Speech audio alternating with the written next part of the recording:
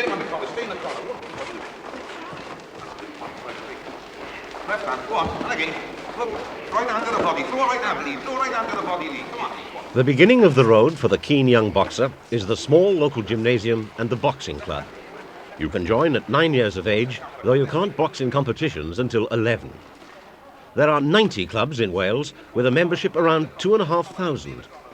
The boys are well looked after, physical fitness is everything, and there are careful medical checks. And yet, whereas 10 years ago schools still listed boxing as one of their official sports, today schools will have nothing to do with it. When these little boys reach 15, they qualify under Welsh ABA rules to fight as juniors. Just under half of them give up at that stage. Of what's left, 85% pack it in before they qualify to fight as seniors at 18. Mr. Avoth, what are the advantages for the youngsters here who train? What do they get out of it? Well, one of the main advantages is it keeps them off the streets. They learn to conduct themselves in public, and they meet nice people when they go around to these shows.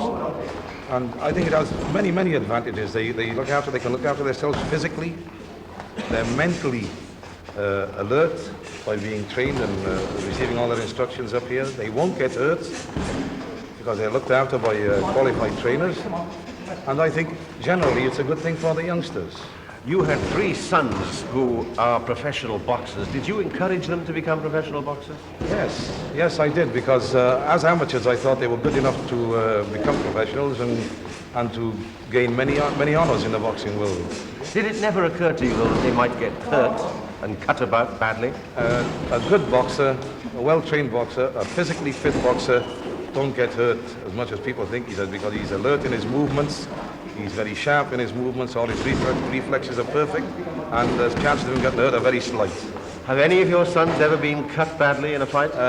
Yes, cuts you can't help. I mean, these things happen. Eddie was cut, but it's been remedied now, and he's never been cut since. I don't think it's done him any harm in any case, all his boxing. But he's a good businessman, and he's got all his faculties about him. Yeah. But are you not worried as their father that there might be some injury inflicted inside, some brain damage?